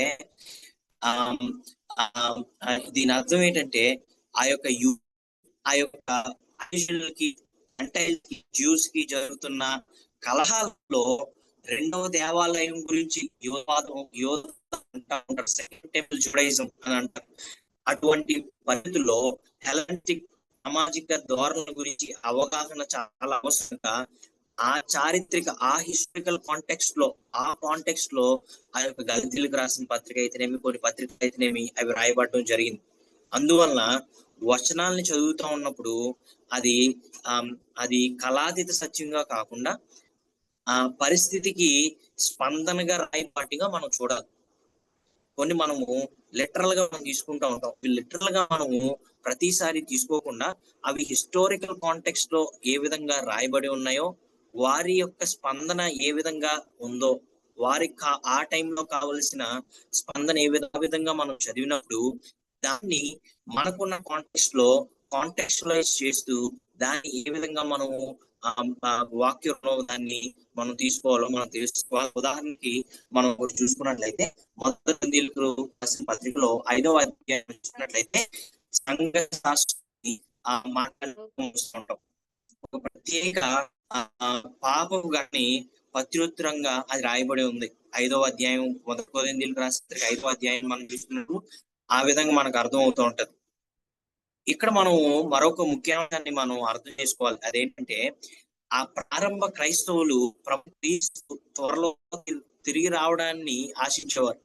ఏ విధంగా అయితే యేసుక్రీస్తు వారు తన పరిచర్ని మొదలుపెట్టి, ఏ విధంగా అయితే యేసుక్రీస్తు వారు తన పరిచర్ని కొనసాగించి, ఆయన శిలువలో యాగమై పునరుద్ధానుడై ఏ విధంగా అయితే ఆయన తిరిగి వెళ్ళారో, తండ్రి కుడిపార్శ్వన కూర్చోడానికి ఆయన తిరిగి వెళ్ళాడో, వారు ఆయన మరలా తిరిగి వస్తాను అనే చెప్పిన ఆ యొక్క అపోస్తుల మాటల్ని వారు ఎక్కువగా నమ్ముతా ఉండేవారు. వారు అనుకుంటా ఉండేవారు ఏంటంటే యేసుక్రీస్తు త్వరలోనే వస్తా ఉన్నాడు, త్వరలోనే రాబోతా ఉన్నాడు అనే యొక్క ఉద్దేశంలో వారు జీవిస్తా ఉన్నారు కనుక దేవుని యొక్క మాటలు వారు ఆ విధంగా అర్థం చేసుకొని ఆ యొక్క శ్రమలో ఉన్న వారిని ఆదుకోవడం, లేదా భవిష్యత్తులో తీర్పుని వారు తెలియజేస్తూ ఆ అభిప్రాయాన్ని వారు ప్రభావితంగా ఈ సంఘాలన్నిటిని కూడా అపోస్తులు తెలియజేయాలని ఆలోచన చేస్తూ ఈ పత్రికల్ని ఆ హిస్టారికల్ కాంటెక్స్ట్ లో రాయబడడం జరిగింది. వారందరూ ఆ విధంగా ఆలోచన చేస్తా ఉన్నారు కనుక ఆ విధంగా వారికి స్పందనగా ఇవి రాయబడడం జరిగింది. అందులో మనం వేరు చేసినట్లుగా ఆ యొక్క పైన మనం చూసుకున్నాం. ఆ తర్వాత రెండవది సాహిత్య నిర్మాణం మరియు నేతృత్వపూర్వక శైలి, literary structure and rhetorical of epistolary writing. దీనికి అర్థం ఏంటంటే పత్రికలు అనేవి ఆధునిక వ్యాసాలని కాదు, మోడర్న్ ఎస్సైస్ కాదు, లేదంటే ఏదో పేపర్స్ మనం రాసేసినట్లుగా ఒక ఆర్టికల్ రాసినట్లుగా ఈ పత్రికలు లేవు. ఇవి గ్రీసు దేశంలో కలిగిన ఆ సాహిత్యంలో రాసిన లేఖలు, ఆ సాహిత్యంతో రచించబడిన లేఖలుగా మనం చూస్తా ఉన్నాం. ఈ లేఖలు దేవుని యొక్క ప్రేరేపణ ద్వారా, దేవుని మాటల ద్వారా, దేవుని యొక్క ప్రజలకి వారిని ప్రభావితం చేయడానికి రాసిన లేఖలుగా ఇవి చూస్తూ ఉన్నాం. సాధారణంగా ఒక ఎపిస్టల్లో లేదంటే సాధారణంగా ఒక పత్రికలో 5 భాగాలు ఉంటాయి. 5 భాగాలు ఏంటంటే ఆరంభం, శుభాశిషులు ఉంటాయి. సెండర్ ఎవరైతే ఉన్నారో, రెసిపియన్ ఎవరైతే స్వీకరిస్తూ ఉన్నారో, గ్రీటింగ్ శుభాకాంక్షలు తెలియజేస్తూ ఉంటారు ఆరంభంలో, మొట్టమొదటిగా పత్రిక మొదలవుతా ఉన్నప్పుడు. ఆ తర్వాత ధన్యవాదములు లేదా ప్రార్థన అక్కడ జరుగుతూ ఉంటది. ఆ తర్వాత ముఖ్యమైన శిక్షణ, ఏ విధంగా బోధన ఉండాలి, ఏ విధంగా అయితే మనం నడుచుకోవాలి అనే ఒక బోధ ఆ తర్వాత ఉంటది.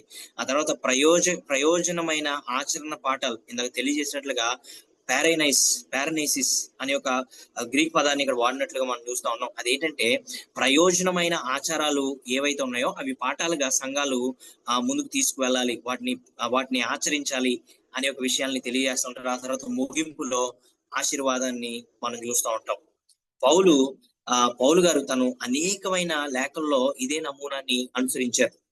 మొదట శుభాకాంక్షలు తెలియజేస్తూ, ఎవరు రాస్తా ఉన్నారు, ఎవరికి రాస్తా ఉన్నారు, శుభాకాంక్షలు తెలియజేస్తూ, ఆ తర్వాత ధన్యవాదాలు లేదంటే వారు చేస్తున్న పరిచయాన్ని అభినందిస్తూ, ఆ తర్వాత ప్రార్థన లేదంటే ఆ విధంగా ముఖ్యమైన శిక్షణని, ప్రయోజనమైన ఆచరణని తెలియజేస్తూ, ఆ తర్వాత ముగింపులో కొన్ని విషయాలను తెలియజేస్తూ ఆశీర్వాదం ఇస్తూ ముగించేవారు. పౌలు గారు ఈ విధంగా రాస్తా ఉండేవారు. ఉదాహరణకు మనం చూసుకున్నట్లయితే రోమిలకు రాసిన పత్రిక, ఫిలిప్పీలకు రాసిన పత్రిక, ఇవన్నీ కూడా చాలా వరకు ఈ విధంగానే పౌలు గారు రచించినట్లుగా మనం చూస్తా ఉన్నాం. ఆ తర్వాత పౌలు గారు లేదంటే ఇతర రచయితలు ఆయనకి దగ్గరగా ఉన్నవారు తరచుగా ఈ రెటోరికల్ అంటే నేతృత్వ పూర్వకమైన పద్ధతులను వాడుతూ ఉండేవారు. ఉదాహరణకి ఇంగ్లీష్ లో ఈ విధంగా అంటారు, డయాట్రైబ్ అనే పద్ధతిలో ఊహాత్మకంగా, అంటే పౌలు గారు ఇంకో ప్రదేశంలో ఉన్నారు. పౌలు గారు ఆ ప్రదేశంలో ఉన్నప్పుడు ఈ యొక్క సంఘంలో జరుగుతున్న పరిస్థితుల్ని, ఉద్దేశాలని తెలుసుకొని ఆ తెలుసుకున్న వాటిని కూడా వారు రాస్తూ, ఒకవేళ మరలా వీరికి ఏ విధమైన ప్రశ్నలు వస్తాయో అనే వాటిని కూడా వారు ఊహాత్మకంగా వాటిని ఎదురు ప్రశ్నలు వేసి వాటికి తానే సమాధానం చెప్పే విధంగా ఈ యొక్క పత్రికలు కూడా రాస్తున్నట్లుగా మనం చూస్తా ఉన్నాం. ఉదాహరణకు రోమిలకు రాసిన పత్రిక 6వ అధ్యాయంలో మనం చూసుకున్నట్లయితే ఆయనే ఒక ప్రశ్న వేస్తూ ఆయనే ఒక సమాధానాన్ని వారికి తెలియజేస్తా ఉన్నారు. ఎందుకంటే ఆ సమయంలో ఒక పత్రికను పంపించాలంటే చాలా కాలం పట్టేది. ఇప్పుడు లాగా పోస్ట్ ఆఫీస్ అయితేనేమి లేదంటే కొరియర్ సర్వీసెస్ అయితేనేమి ఆ కాలంలో లేవు కనుక చాలా కాలం పడతా ఉండేది. అందువలన దేవుని ఆవేశం ద్వారా, దేవుని ప్రేరేపణ ద్వారా ఒక ఊహాత్మకమైన ఎదురు ప్రశ్నలు వేస్తూ వాటిని సమాధానం కూడా వారు రాస్తా ఉండేవారు. ఇది వారి సొంతంగా రాసినవి కాదు. అందుకే తిమోతికి రాసిన 2వ పత్రికలో మనం చూసుకున్నప్పుడు ఇది దైవావేశం వల్ల దైవ ప్రేరణ ద్వారా ఖండించడానికి, ఇతరులను సరిచేయడానికి, సరిదిద్దడానికి అనే ఒక మాటలు ఈ యొక్క మాటలన్నీ కూడా రాయబడ్డాయని మనకు బైబిల్ చాలా స్పష్టంగా తెలియజేస్తా ఉంది. అటువంటి ఉద్దేశాలు, సమస్యలు, అటువంటి సందేహాలు ఉన్న వారికి ముందే సమాధానం ఇచ్చే శైలిలో ఈ యొక్క పత్రికల్ని కొన్నిసార్లు రాస్తా ఉండేవారు. ఈ లేఖనలు అంటే ఒకేషనల్ లెటర్స్ అని కూడా అంటూ ఉంటారు. ఒక సందర్భాన్ని బట్టి రాసిన లేఖలుగా పరిగణించబడతా ఉంటారు. ఉదాహరణకి గలతీలకు రాసిన లేఖలో ఆగ్రహం గురించి, ఫిలోమోన్కు రాసిన దాంట్లో ఆ స్నేహభావం వ్యక్తపరుస్తున్నట్లుగా, అటువంటి విధంగా ఇవన్నీ అకేషనల్ లెటర్స్ కూడా ఈ యొక్క వారు రాస్తా ఉంటారు. కాబట్టి ప్రతి లేఖ కూడా భావోద్వేగంతో, ఒక వ్యక్తిగత సందేశంతో ఉంటున్నట్లుగా మనం చూస్తా ఉన్నాం. మూడవది, మొట్టమొదటిగా మనం చూసుకున్నట్లయితే హిస్టారికల్ కాంటెక్స్ట్, చారిత్రకంగా సంస్కృతంలో ఏ నేపథ్యంతో వారు రాశారు. తర్వాత సాహిత్య నిర్మాణం లేదంటే నేతృత్వ పూర్వకమైన శైలి ఏ విధంగా ఉంది, literary structure and rhetorical epistolary writing ఏ విధంగా ఉంది అనే వాటిని మనం చూసుకున్నాం. ఏ విధంగా ఒక పత్రికను మనం ఎక్కువగా చూస్తూ ఉంటాం అనే వాటిని చూసాం. ఇప్పుడు మూడవదిగా సిద్ధాంత లేదంటే ఆధ్యాత్మిక అర్థం వాటిని వివరించేవిగా ఉన్నాయి. ఒకవేళ మనం చూసుకున్నట్లయితే మనం చదువుతా ఉన్నప్పుడు పత్రికలు పరిశుద్ధ గ్రంథంలో భాగంగా ఉండటం వల్ల వాటిని కేవలం చారిత్రక దృష్టితో మాత్రమే చూడడం కాకుండా తాత్విక అంటే ఫిలసాఫికల్ గా ఆధ్యాత్మిక దృష్టితో వాటిని చదువుతూ ఉండాలి. ఇది 2 విషయాలను సూచించేదిగా ఉంది. ఒకటి క్యాననికల్, ఈ లేఖలు క్యాననికల్ అనే యొక్క క్యాననైజ్డ్ ఈ యొక్క పత్రికలు మనం చూసుకున్నట్లయితే బైబిల్ మొత్తంలో బోధనల నేపథ్యంలో ఇవి అర్థం చేసుకునే వాటిగా మనం చూసుకోవాలి. రెండవదిగా ఆధ్యాత్మిక పెంపొందింపు కొరకు, అభివృద్ధి కొరకు అంటే పరిశుద్ధాత్మ చెప్పే మార్గదర్శక బోధనలు కూడా ఇందులో ఈ యొక్క పత్రికలో మనం చూస్తూ ఉంటాం. మొదటి కొరింథీయులకు రాసిన పత్రిక 11వ అధ్యాయంలో మనం చూసుకున్నట్లయితే తల మీద దుస్తులు ధరించుట లేదంటే తలని కప్పుకొని ఉండుట అనే విషయాన్ని పౌలు గారు ఆ సాంస్కృతిక సందర్భంలో చెప్పినట్లుగా మనం చూస్తూ ఉన్నాం. చాలా సార్లు మన యొక్క సంఘాల్లో మనం చూసుకున్నప్పుడు చాలా మంది స్త్రీలు ప్రాముఖ్యంగా తలని కప్పుకుంటూ ఉంటారు. అయితే ఇది ఒకవేళ సాంస్కృతికంగా మనము అప్పటి నుంచి వాడుకలో దాన్ని వాడుతున్నప్పుడు కూడా, అలాగ అనుసరిస్తున్నప్పుడు కూడా ఆయన ఆ యొక్క సందర్భంలో అక్కడున్న వారి యొక్క ఆధ్యాత్మిక పెంపొందింపు కొరకు ఈ యొక్క తల మీద దుస్తులను ధరించుట అనే విషయాన్ని ఆయన ఆ సాంస్కృతిక సందర్భంలో చెప్పినట్లు మనం చూస్తా ఉన్నాం. దాని వెనుకున్న ఆత్మీయ సూత్రాలు లేదంటే అధికారానికి గౌరవించడం, లేదంటే దేవుని ఆజ్ఞను గౌరవించడం లాంటి విషయాల్ని దీనికి సమానంగా ఆ యొక్క పాఠాలని అవి వ్యక్తపరిచేవిగా ఉన్నాయి. అంతేగాని ఆడవారు ఈ విధంగా ఖచ్చితంగా వేసుకోవాలి అనే యొక్క విషయాల్ని అటువంటి భావనలో తెలియజేయట్లేదు. కానీ ఒక దేవుని యొక్క అధికారానికి గౌరవిస్తూ, దేవుని యొక్క ఆజ్ఞల్ని గౌరవించే విషయాలుగా ఈ యొక్క మాటల్ని ఆయన తెలియజేస్తా ఉన్నారు. దాన్నే మనము అపోస్తుల బోధగా ఇప్పటికి కూడా మనం అనుసరిస్తా ఉన్నాం. ఏ సూచన వెనక ఏ తాత్విక సత్యం, ఏ థియలాజికల్ పాయింట్ కానీ లేదంటే ఏ ఫిలసాఫికల్ పాయింట్ దాగి ఉంది అనే ఒక ప్రశ్నతో, ఇది ఇతర బైబిల్ భాగాల్లో ఎలా మిళితం అవుతుంది అనే ఒక ప్రశ్నతో, దీని ద్వారా మనం సంఘానికి ఏమి నేర్పబోతా ఉన్నాం అనే ఒక ప్రశ్నని మనము వేసుకుంటూ ఆలోచనలతో వీటిని చదవడం మొదలు పెడితే అప్పుడు మనకు ఎంతో మంచిగా ఈ యొక్క పత్రికల్ని మనం చదువుతా ఉన్నప్పుడు మనకి ఎంతో మంచిగా ఇవి అర్థమవుతూ ఉంటాయి. ఆరవదిగా పవిత్ర గ్రంథాల్లో చేరిన మరియు చేరని epistles, canonical inclusion and exclusion అని అంటారు. ఇవేంటంటే బైబిల్ పుస్తకాలు ఒక్కొక్క సంఘానికి రాయబడడం జరిగింది. ఆ తర్వాత ఒక్కొక్క సంఘం దగ్గర ఈ యొక్క పత్రికలు ఉండడం జరుగుతూ ఉంది. అయితే వీటన్నిటిని కూడా ఆదిమ సంఘంలో ఉన్న పండితులు, ఆ యొక్క ఎర్లీ ఫాదర్స్ వీటన్నిటిని ఒక దగ్గరికి తీసుకొచ్చి దీన్ని బైబిల్ గా, ఒక పుస్తకంగా, ఒక గ్రంథంగా దీన్ని తీర్చిదిద్దారు. ఆ సమయంలో అలా చేస్తున్న ఆ క్రమంలో ఈ యొక్క ఉన్న 21 పత్రికల్ని యాడ్ చేశారు. మిగతా పత్రికలు వారికి దొరికినప్పటికీ కూడా ఆ పత్రికల్ని వారు ఆ కొత్త నిబంధనకి జత చేయలేదు, కొత్త నిబంధనలో పెట్టలేదు, ఒక భాగంగా వాటిని పెట్టలేదు. ఎందుకు పెట్టలేదనే ఒక విషయాన్ని మీకు ఒక స్పష్టంగా తెలియజేయాలని కూడా నేను అనుకుంటా ఉన్నాను. ప్రారంభ క్రైస్తవ కాలంలో ఏ లేఖలు పరిశుద్ధ గ్రంథంలో పరిగణించాలనే విషయంలో చాలా స్పష్టత రావడానికి కొన్ని ప్రమాణాలు ఏర్పరచుకున్నారు. ఎందుకంటే దొరికిన ప్రతి దాంట్ని కూడా మనము ఈ యొక్క పుస్తకంగా మనం యాడ్ చేయలేము. ఎందుకంటే కొన్ని దేవుని యొక్క స్వార్థకి, దేవుని యొక్క మాటలకి విరుద్ధంగా ఉన్నాయి. అవేంటో మీ అందరికి కూడా నేను చూపించాలని ఆశపడతా ఉన్నాను. మొట్టమొదటిగా మనం చూసుకున్నట్లయితే అపోస్తుల మూలం. ఏ పత్రికకు అపోస్తులతో సంబంధం లేదో, లేఖను అపోస్తులే లేదా అపోస్తులి సమీప సహచరులే రాసి ఉండాలి. ఒకవేళ అపోస్తులు గాని అపోస్తుడితో చాలా సమీపంగా, చాలా దగ్గరగా సహచరుడిగా అనుసరిస్తూ రాయలేని ఏ పత్రిక కూడా ఆ పత్రికని ఈ యొక్క బైబిల్ గ్రంథంలో పెట్టలేదు. ఆ తర్వాత విశ్వవ్యాప్తి అనుబంధం, యూనివర్సల్ యాక్సెప్టెన్స్. ప్రధాన క్రైస్తవ సంఘాలన్నీ కూడా ఈ లేఖను ఆమోదించేవిగా ఉండాలి. ఏదో ఒక సంఘంలోనే రాసేవి, ఒక సంఘం గురించే రాసేవి, లేదంటే ఒకరి గురించే రాసేవి అనే పత్రికలు కాకుండా విశ్వవ్యాప్తి అనుబంధం, యూనివర్సల్ యాక్సెప్టెన్స్ అనేది ఈ పత్రికల్లో ఉంటేనే ఇది మనం పత్రికల్లో నూతన నిబంధనలో చర్చ చేయగలమనే ఒక పరిణామాన్ని ఆ ప్రమాణాన్ని వారు ఏర్పరచుకోవడం జరిగింది. తర్వాత ఆరాధన సమయంలో వాడకం, లిటర్జికల్ యూస్. ఆ యొక్క సినగోగుల్లో అయితేనేమి, సామాజికంగా కూడుకుంటున్నప్పుడు ఏమి, ఈ యొక్క లేఖల్ని వారు ఎంతో గౌరవపూర్వకంగా వారి యొక్క ఆరాధనలో యూజ్ చేస్తూ ఉండేవారు. Liturgical use. ఆ లేఖను ఆ యొక్క చర్చి ఆధారంగా, ఆ యొక్క సంఘం ఆధారంగా ఆ ఆరాధనలో వారు ఏ విధంగా తీసుకుంటా ఉన్నారో అటువంటి సంప్రదాయం కలిగి ఉంటే ఆ పత్రికని జరిగింది. మిగిలిన శాస్త్రాలతో లేదంటే మిగిలిన వాటితో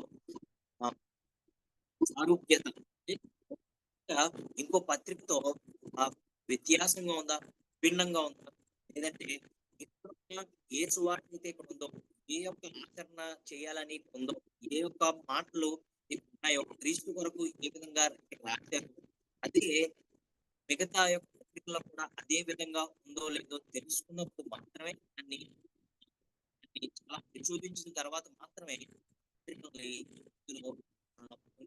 జరిగింది.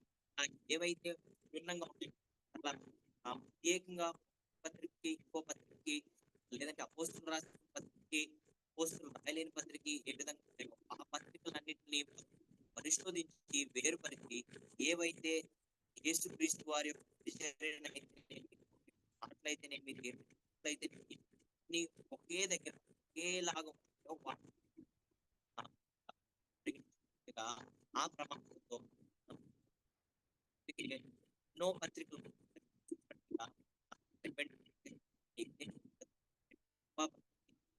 అలెగ్జాండర్ ఇలా పత్రికలు ఉన్నాయి.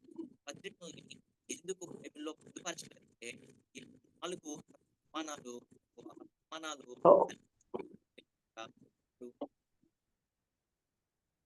వాయిస్ బ్రేక్ అవుతుంది జేషన్. యా, ఇప్పుడే బ్రేక్ అయింది. ఇది జస్ట్ నౌ ఇప్పుడే జస్ట్. సో ఇటువంటి ప్రమాణాలు ఆ యొక్క పత్రికలు లేవు గనుక, అటువంటి పత్రికలలో లేకపోవడం వల్ల ఆ యొక్క పత్రికల్ని వారు తీసివేయడం జరిగింది. సో ఇప్పుడు మనం చూసుకున్నప్పుడు ఈ ప్రమాణాలను బట్టి అపోస్తులతో సంబంధం ఉన్న లేఖలు, పత్రికలు, ముఖ్యంగా పౌలు గారు, పేతురు, యోహాను, యాకోబు మరియు యోధా రాసిన లేఖలు పవిత్ర గ్రంథాలు ఉంచబడ్డాయి. కొత్త నిబంధనలో మనం మొదట చూసినట్లుగా 21 పత్రికలు ఈ అన్ని ప్రమాణాలు తీరుస్తూ ఉన్నాయి గనక, ఈ అన్ని ప్రమాణాలు అందులో ఉన్నాయి గనక ఆదిమ సంఘం వీటిని అంగీకరించడం జరిగింది. కొన్ని అనుమానాస్పదమైన లేఖలు ఉన్నాయి. నేను ఇందాక తెలియజేసినట్లుగా క్లెమెంట్ పత్రిక అయితేనేమి, బర్నబా పత్రిక అయితేనేమి, అలెగ్జాండర్ పత్రిక అయితేనేమి, లేదంటే ఇగ్నేషియస్ పత్రిక అయితేనేమి, ఈ యొక్క పత్రికల్లో కొన్ని లేఖలు మొదట్లో ప్రశ్నించబడ్డాయి. ప్రశ్నించబడిన తర్వాత ఇప్పుడు ఏర్పరచబడిన పత్రికల్లో కూడా కొన్ని ప్రశ్నించబడ్డాయి. ఎందుకంటే 2వ శతాబ్దంలో అవి మొదట్లో మొదటి శతాబ్దంలో అవి రాయబడ్డాయి కనుక వాటిని కూడా ప్రచురించడం జరిగింది. ఈ యొక్క 21 పత్రికల్లో బైబిల్లో ఏర్పాటు చేసినప్పుడు దాన్ని ఏమనంటారంటే యాంటిల్ యాంటిలేగొమెన్ యాంటిలోగెమెన్ అనే ఒక పదాన్ని వారు వాడడం జరుగుతూ ఉంటది. అంటే అపోస్తుల సంఘంలో కొంతకాలం వివాదానికి గురైన ఆ యొక్క పత్రికల్ని యాంటీ లెగోమెనా లేదంటే యాంటీ లెగోమెనా అనే ఒక పదం ద్వారా వాటిని పిలుస్తూ ఉండేవారు. అంటే ఆ చర్చుల్లో పొందుపరిచిన దగ్గర తీసుకొచ్చిన పత్రికల్లో అపోస్తుల సంఘంలో కొంతవరకు వివాదానికి గురవుతా ఉండేవి. అందులో ఉదాహరణకి 2వ పేతురు లేఖ చాలా వివాదానికి ఆ యొక్క ఆదిమ సంఘంలో ఉండేది. ఎందుకంటే ఇది ఒక కొత్త నిబంధనలో చివరిగా చేర్చబడిన పత్రికలో ఒకటి ఈ యొక్క 2వ పేతురు. ఎందుకంటే మొదట్లో చాలా చర్చ ఈ యొక్క జరుగుతూ ఉండేది. దీనిలో రచనా శైలి మొదటి పేతురులో ఉన్న రచనా శైలి 2వ పేతురులో ఉన్న రచనా శైలి చాలా విభిన్నంగా ఉండటం వల్ల ఎన్నో అనుమానాలు ఇందులో ఉంటా ఉండేవి. కానీ 4వ శతాబ్దం నాటికి ఈ యొక్క దీన్ని స్వీకరించడం జరుగుతుంది. ఈ యొక్క కూడా బైబిల్లో ఏర్పాటు చేయడం జరిగింది. అదే యోధాల కూడా ఇది చాలా చిన్న లేఖ అయినప్పటికీ కూడా ఇందులో 2వ పేతురు మూడవ 16 వచనాలు యోధా పత్రికలో సూచనలుగా పరిశోధకులు పరిశోధిస్తూ దీన్ని కూడా కొంతకాలం తర్వాత రచించబడినప్పటికీ కూడా రకాలు వీటిలో ప్రమాణాలను స్వీకరించి దాన్ని పరిశోధించి ఈ విధంగా ఈరోజు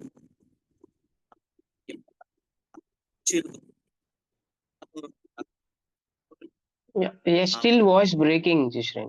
Still, yeah. I don't know why.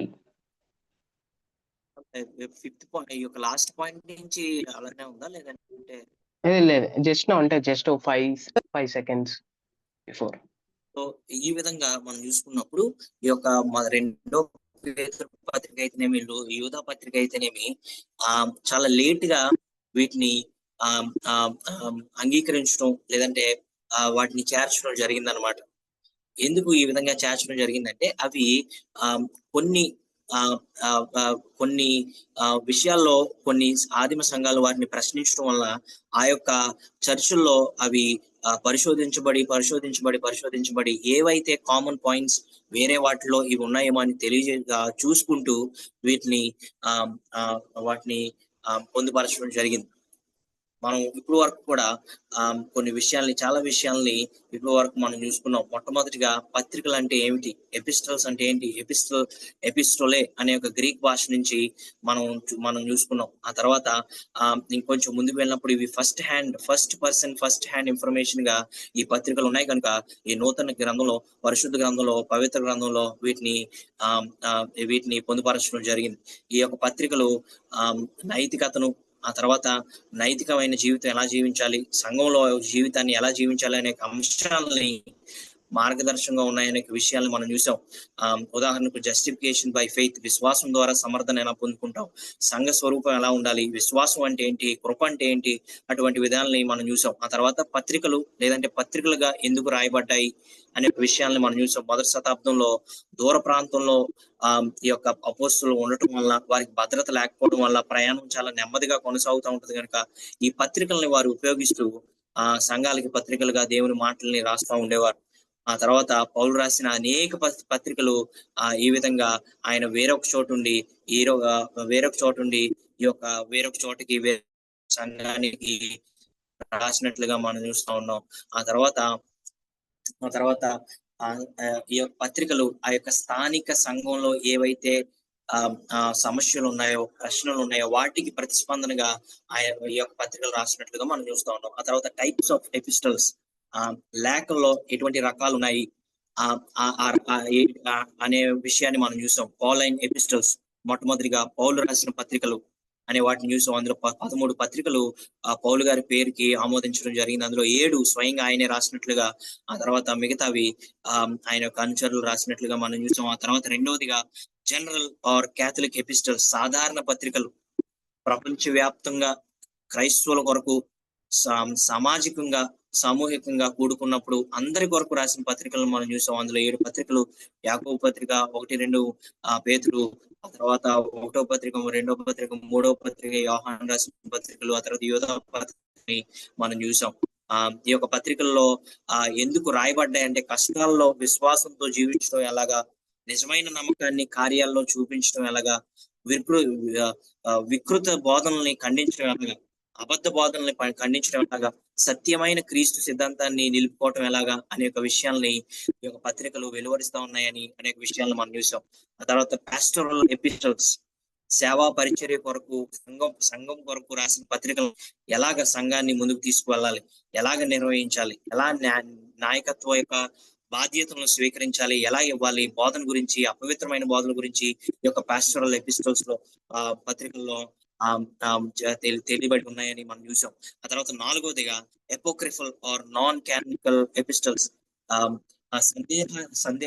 సందేహాస్పదమైన లేదంటే అధికారిక అధార్మికమైన పత్రికలు ఏవైతే ఉన్నాయో వాటి గురించి కూడా మనం చూసాం. అందులో కొన్ని ఎగ్జాంపుల్స్ మీకు ఇచ్చాను. ఎపిస్టల్స్ ఆఫ్ బర్నబా రాసిన పత్రిక, క్లెమెంట్ రాసిన పత్రిక, ఆ తర్వాత లెటర్స్ ఆఫ్ ఇగ్నేషియస్ రాసిన కొన్ని పత్రికలు, ఆ తర్వాత అలెగ్జాండర్ పత్రికలు, ఇవన్నీ కూడా బైబిల్లో పొందుపరచలేదు కానీ అవి చారిత్రకంగా ఎన్నో ఎన్నో ఎన్నో ఎన్నో విలువల్ని తీసుకువెళ్ళేవిగా ఉన్నాయి. తర్వాత 4వదిలో what are the key theological and practical themes in epistles, ఈ యొక్క పత్రికల్లో ముఖ్యమైన సిద్ధాంతాలు ఏంటి, లేదంటే ఆచరణాత్మక విషయాలు ఏమై ఉన్నాయో మనం చూసాం. అందులో మొట్టమొదటిగా మూల సత్యాలు, రక్షణ మరియు న్యాయబద్ధత, సాల్వేషన్ అండ్ జస్టిఫికేషన్, సొటేరియాలజీ అనే కాన్సెప్ట్ ని మనము చాలా బ్రీఫ్ గా చూసాము. అంటే అదేంటంటే మానవులు దేవునితో న్యాయబద్ధమైన సిద్ధాంతాన్ని ఎలా పొందగలుగుతారు అనే విషయాన్ని ఈ యొక్క పత్రికలు మనం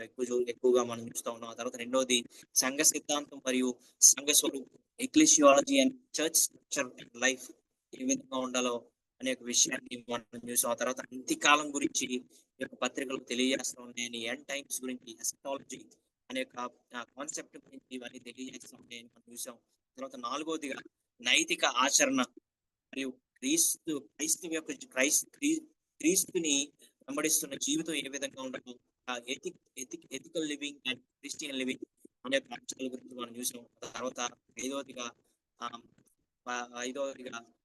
పత్రికలు ఎలా చదవాలి, మనకి ఎలా అర్థం చేసుకోవాలి అనే విషయాన్ని మనం చూసాం. అదేంటంటే చారిత్రకంగా, సాంస్కృతికంగా ఏ నేపథ్యంలో ఈ యొక్క పత్రికలు రాయబడ్డాయి అనే అంశాన్ని గుర్తు చేసుకుంటూ మన మైండ్ లో ఉంచుకుంటూ చదవాలని. ఆ తర్వాత సాహిత్యం, ఆ కాలంలో ఉన్న సాహిత్యంలో నేతృత్వపూర్వకంగా ఏ విధంగా రిటోరికల్ ఎపిస్టోలరీ రైటింగ్ ఏ విధంగా ఉందో, సాహిత్యం ఏ విధంగా ఉందో, శైలి ఏ విధంగా ఉంది విషయం మనం చూసాం. ఆరంభంలో సుభాషిస్తూ తెలియజేస్తూ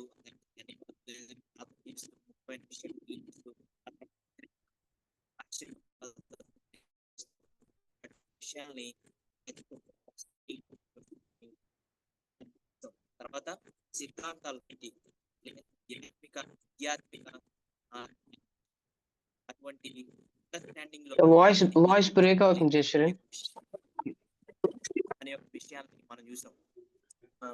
తర్వాత పవిత్ర గ్రంథాల్లో పవిత్ర గ్రంథంలో చేర్చిన ఈ యొక్క ఏ పత్రికలు అయితే ఉన్నాయో, ఏ పత్రికలు చేర్చబడలేదో అటువంటి పత్రికలు కూడా మనము చూసాం.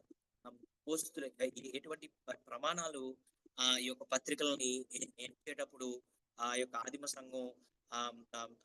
సంఘం అనుసరించిందో మనం చూసాం. అందులో మొట్టమొదటిగా పోస్టులకి సంబంధించిన వాటిగానే ఉండాలి, లేదంటే విశ్వవ్యాప్తి కొరకు యూనివర్సల్ యాక్సెప్టెన్స్ గా ఉండాలి, లేదంటే ఆరాధనలో అవి ఉపయోగించిన వాటిగా ఉండాలి, ఆదిమ సంఘం నుంచి అవి ఉపయోగించిన వాటిగా ఉండాలి. ఆ తర్వాత మిగతా పత్రికలు, ఒక పత్రికలో ఇంకో పత్రికలో రెండు కాంట్రడిక్ట్ అవ్వకుండా, రెండు వ్యతిరేకపరచబడకుండా, రెండిట్లో కూడా ఒకే మెసేజ్ కన్సిస్టెంట్ మెసేజ్ ఉన్నటువంటి ప్రమాణాలు ఇవన్నీ పత్రికలు పొందుపరచబడిన 21 పత్రికలు కూడా ఉన్నాయి కనుక ఈ యొక్క కొత్త మనం చూస్తా ఉన్నాం. ఆ ఆ, ఆ, ఈ యొక్క 6 పాయింట్స్ కూడా మీ అందరికి ఈ యొక్క పత్రికలు ఆ, ఇటువంటివి అని మీ అందరికి ఇప్పటి వరకు ఎక్స్ప్లెయిన్ చేశారు. ఈ రోజు కూడా మన ఆరాధనలో పౌలు గారి యొక్క లేఖనాన్ని మనం ఉపయోగిస్తూ ఉంటాం, చదువుతూ ఉంటాం. యాకోబు చెప్పిన జ్ఞానాన్ని, ఆ తర్వాత అన్యాయాన్ని వాటిని అధ్యాయం చేయడం మనం చూస్తూ ఉంటాం. ఆ